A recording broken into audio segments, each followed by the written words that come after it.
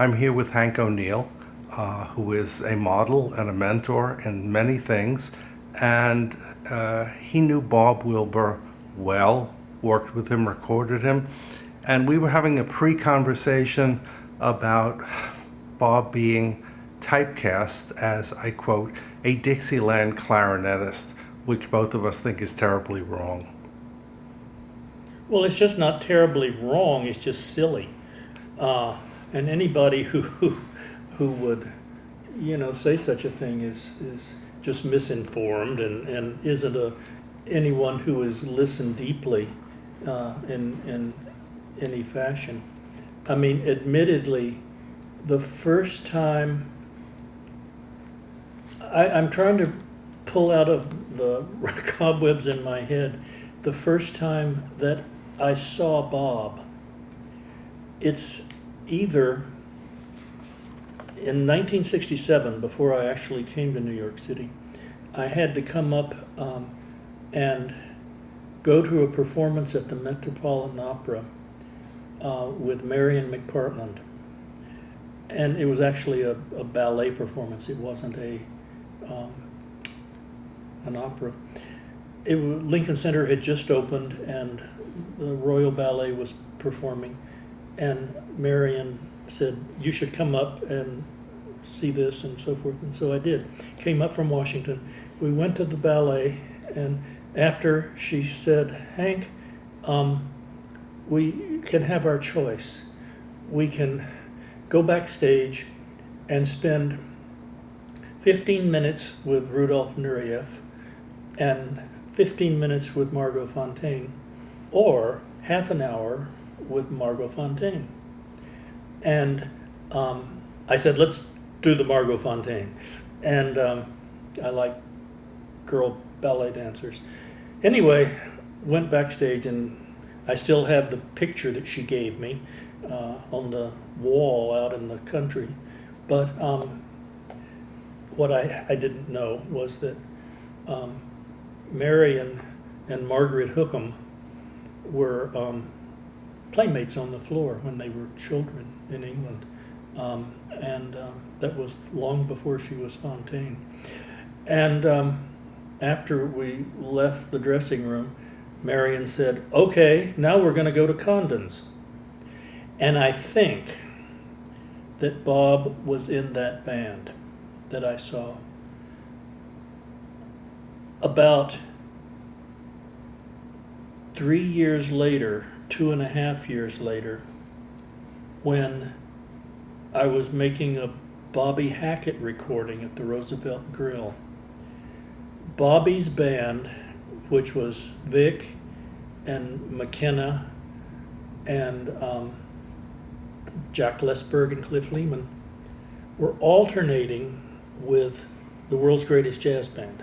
Now Bobby was in that, and I know that I saw him there, but I think that he was in the band at Condon's, but I'm not sure. And that was where the Dixieland thing came, and also Yank and Bobby's band. That was sort of medium-sized band Dixieland, but it was a whole lot more than that, because they did, when Bud Freeman, who nobody should ever say is a Dixieland player, when he would do his features and things like that, it was hardly Dixieland.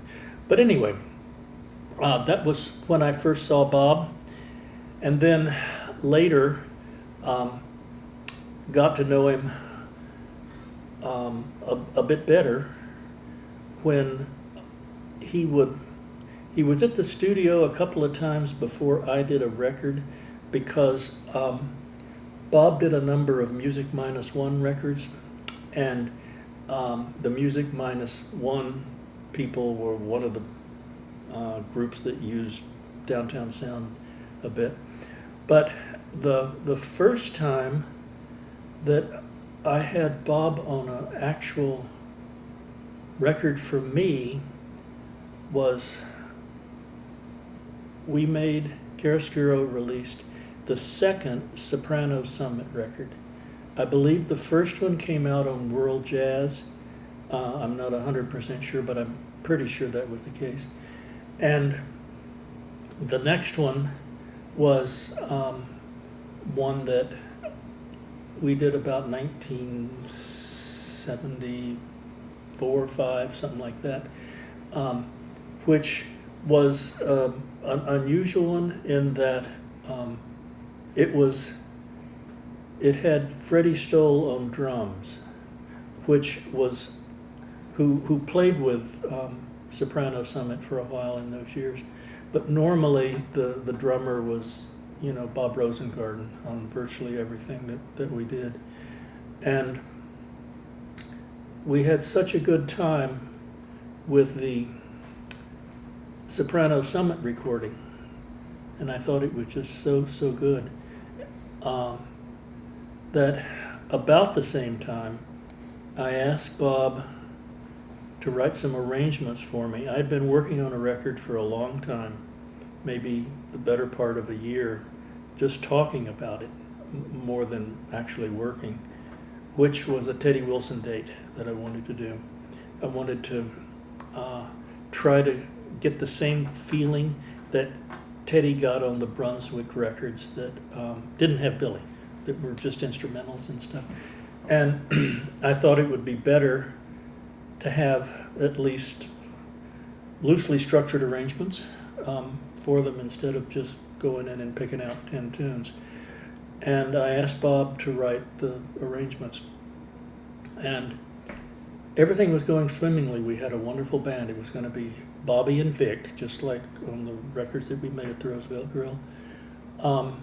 Bobby Hackett and Vic, and then Bob Wilber on clarinet and soprano and alto and whatever. I don't think he was going to play tenor that day. He could play all the different reeds.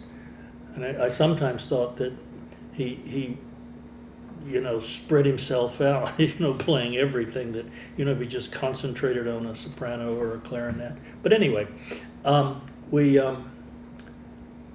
worked on this record and had a good rhythm section. I believe it was Major Holly and Oliver Jackson. And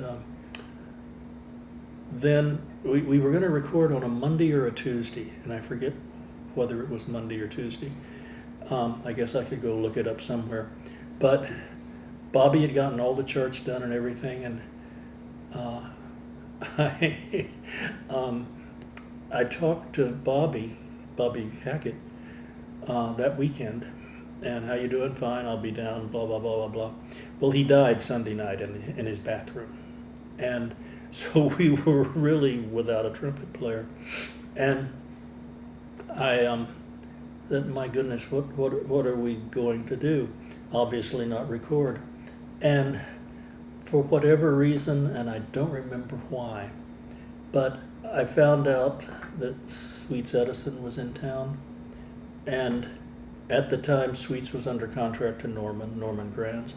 Called Norman, explained the situation, and Norman was always gracious. He always, anytime I'd say, can I use Zoot for this, or, Sweets Edison for that, he'd always say yes. I mean, primarily for two reasons. One, he was a nice guy, and two, I was no competition.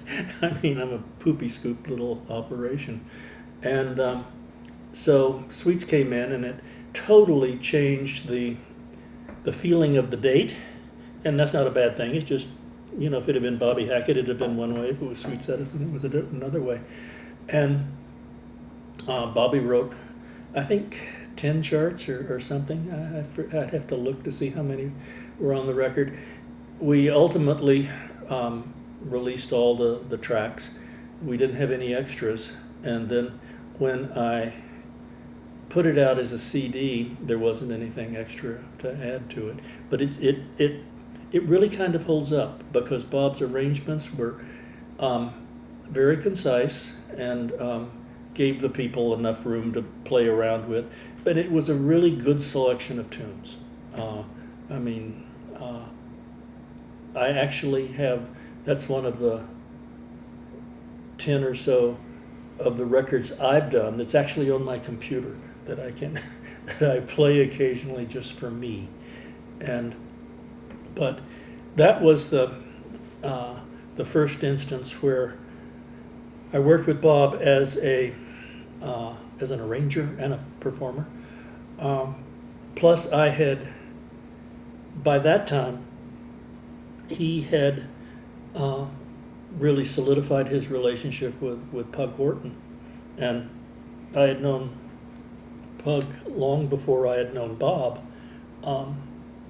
because of our common interest in a wonderful old Harlem, once upon a time Harlem-based pianist named Bobby Henderson, who had run away from New York City and settled in Albany.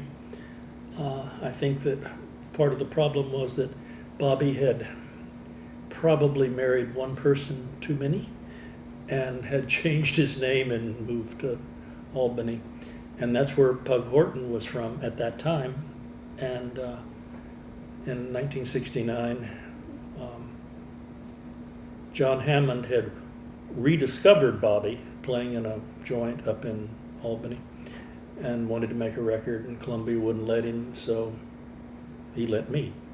And we recorded Bobby at Sherman Fairchild's. But I had known Pug since at least 1969 because her then husband was Bobby's doctor. Bobby was very sick with cancer, lung cancer. It was one of the hardest records we ever did because Bobby could only play like one tune at a time, and then he'd have to rest for half an hour.